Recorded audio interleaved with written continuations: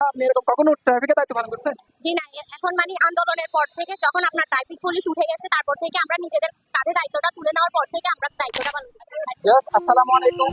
এখন আমরা বর্তমানে অবস্থান করতেছি চট্টগ্রামের জনপ্রিয় স্থান ২ নম্বর গেট সবুজ উদ্যানের মধ্যে। এখানে দেখতে পাচ্ছি আমার ছাত্র ভাইয়েরা কত সুন্দর করে সুশৃঙ্খল ভাবে কত চমৎকার ভাবে ট্রাফিকের দায়িত্ব পালন করতেছেন।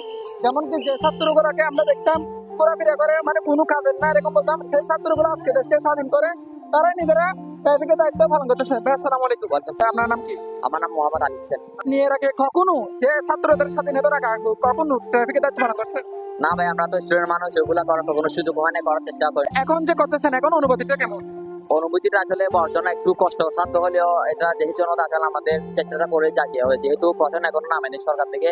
যদিও আনসার আর সরকারি বেটিলেন নামাইছে, ওদের সাথে আমরা চাচ্ছি যে সহায়তা করার জন্য, যাতে দেশটা একটা সভ্য জাতি আর সুশৃঙ্খল ভাবে পুরো পৃথিবীতে